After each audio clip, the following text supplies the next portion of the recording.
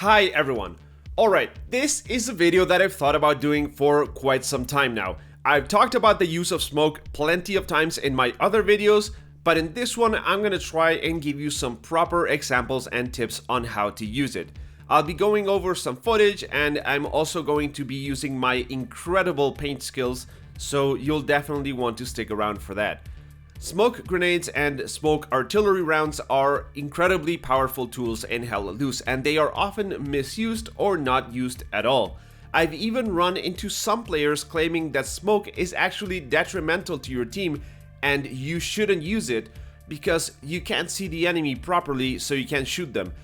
This, I believe, needless to say, is just incredibly short-sighted, as not having proper line of sight between you and the enemy can be incredibly useful. Alright, let me show you guys an example of just how powerful smoke can actually be. So let me set the stage here. We're caught out in the open in Foy and we don't really have anywhere to go. There's infantry to our right and to our left, and there's 3 tanks in front of us. So I was asking everyone to use as much smoke as possible to cover our movements, but that wasn't really happening, so what I did is go support, drop a box of explosive ammo so I can recharge my own grenades and drop even more. Then I switched to assault, I think with 2 smoke grenades, and I knew there's another box of explosive ammo someone dropped earlier, which means I'm gonna get 6 smoke grenades. I can throw 2, then replenish, then throw another 2, then replenish again. Just imagine if a full squad makes use of something like this. You can completely cover the map in smoke if done right. So, I dropped the smoke pretty much all around me, trying to cover both line of sight from the tanks and for the infantry as best as I can. And I end up being able to run out in the open field and get past the tanks, which is just insane. You need to understand, we were completely pinned down from basically everywhere without being able to move more than 10 meters without getting shot. And I managed to run maybe 100 or 200 meters across an open field without anyone seeing me. It doesn't matter that I didn't accomplish much in the end. The point here is just to show you that with enough smoke, you can go pretty much anywhere. And here's another clip that I want to show you guys. We're closing in on this compound, on these group of houses, and we know there's infantry here. That grenade just blew off, so there's definitely infantry very close. I got really lucky with that shot there. So there's infantry to my left, and as I try and shoot that guy that's across the street, I die. So what I'm gonna do now, after I respawn, which I can respawn very close, is as soon as I spawn, there's some infantry there. That was a nice save for the OP. And now what I'm going to do is I'm going to throw some grenades and some smoke grenades. And you're going to I'm trying to land these smoke grenades in very specific locations. I'm going to show you that right now. Because there's a big corridor here, right? This wall to my left. In order to get to that group of buildings where the enemy was, they can get line of sight on me. If the smoke wasn't there, a guy could be peeking that corner and he could shoot at me as I'm trying to run across. By throwing smoke there, I've evened out the odds. If they want to shoot at me, they're going to have to come out of the smoke and I'm going to see them before they see me.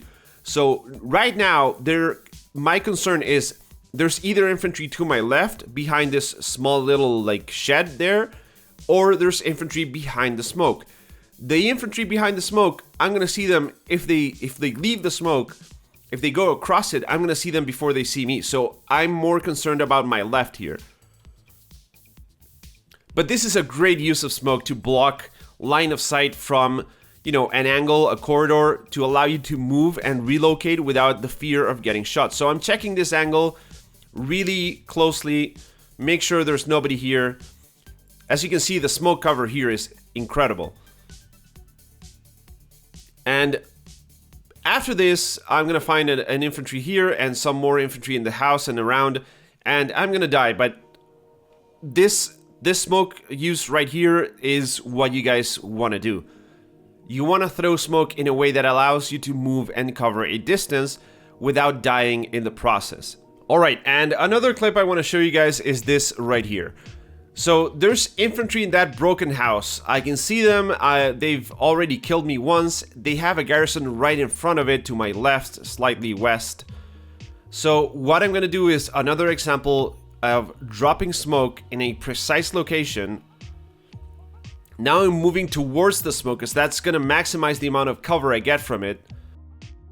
So that's going to be covering me from those guys in the building. And I'm checking the street to see if anyone from that garrison is running down the street and across the smoke. And right here, something very interesting happens. I do not get the kill right there on the left. And now I'm going to run into another guy right there to my right. You must have seen that guy. There's a guy to my right. And I choose not to engage somebody else through this smoke right here, which is very fortunate for me. But I choose not to engage because the smoke allowed me to slip past without raising any alarms, without this guy engaging me or anyone hearing shots behind in this location. So instead of engaging him, I'm gonna go straight for the building because that's what I wanted to do, right? This is my main objective here, taking out the people in this building. I do manage to get some outposts. Got the MG there that was suppressing my squad on the other flank. This guy's completely oblivious, and now something really dumb happens. For some reason, I pressed spacebar. I'm not sure what I wanted to do here. I think I wanted to reload or something, and I fall to my death. Alright, so now I'm gonna use my incredible paint skills to paint you guys a picture, and hopefully show some scenarios, show some cases, and how to properly use smoke in them, and some cases... some examples of how people don't use smoke properly in these cases. Alright, so imagine, if you will, this is Foy, and these black lines are those small snowbanks that you can basically just barely prone behind and not get shot, right? And there's infantry. This guy's supposed to be red. There's enemy infantry here, and they have a small building that can provide cover for them, and they are raining down some fire on you and your squad, right? They are shooting this way. A lot of people in this situation will use smoke to get to these trees here. These are trees, by the way. And what they'll do is they will drop smoke like this, right? So they can move from where they are to the trees right here. Now, the problem with that is these guys are going to know exactly what you're going to be doing, right? Because it's incredibly obvious that you're dropping smoke to get to the trees. A better way to do this is to drop smoke towards them, right? Like so. Because, for two reasons. So in this situation, the amount of cover that you're gonna get is way higher. This is gonna be the amount of line of sight you're blocking from them, right? They're gonna be able to shoot here, and they're gonna be able to shoot here. And everything about what's going on in this cone right here, that's something they're not gonna be very accurate with, right? In the other case, so they can still see all of this, they can still see probably some gap in the smoke, and they can still see all of this. And the thing here is that they are going to know that you're going to move from here to over here, and they are going to be able to track that movement through the smoke. If they have a machine gun, you're probably going to die, because the MG42 is just the rate of fire. If you move through this smoke right here, you're probably gonna die. So hopefully you understand the difference here. Maybe I'm not making myself entirely clear, but by dropping smoke as close to the enemy as possible, you're gonna be denying a greater amount of their line of sight. Alright, and this is the last example, which is maybe the most important one, and that is staggering your smokes. And so this is the same situation. This is another situation in Foy. These are the small like huts or bundles of wheat or whatever it is that you can take cover behind. And this is a typical foy open field, all right? That's my visual representation of it. So, when you want to move as a squad, what you want to do, when you say like, hey guys, use smoke, a lot of people will do this. Will drop smoke just randomly across, you know, everywhere.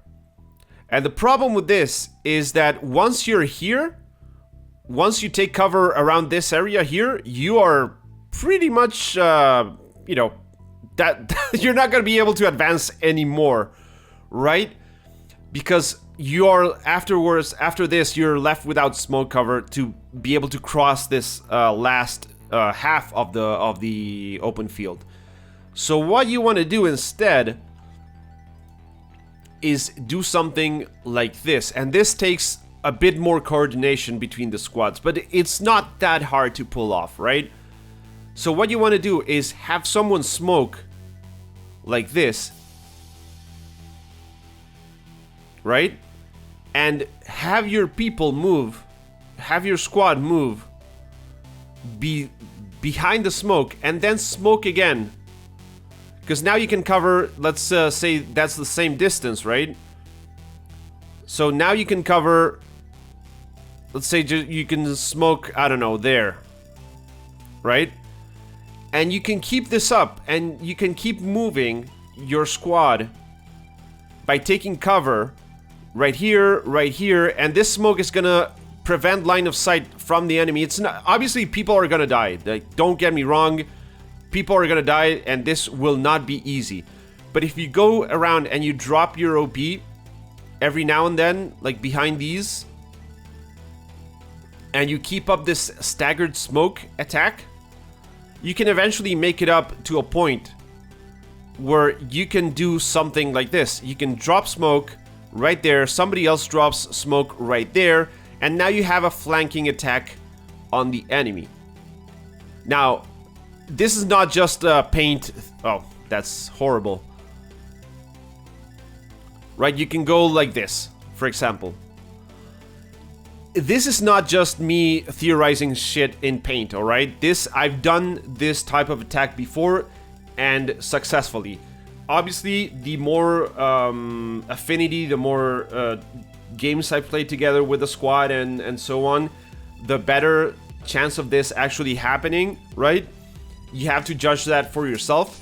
But staggering smoke and not using it all at once is an incredibly important aspect of using smoke correctly. Alright guys, that's gonna be it for today. Hopefully you enjoyed this disastrous new format that's gonna ruin the entire channel, but this is my smoke guide for you guys. Hopefully you enjoyed it, and if you did, then leave a like, leave a comment, and as always, I hope you enjoyed watching, and I will catch you in the next one.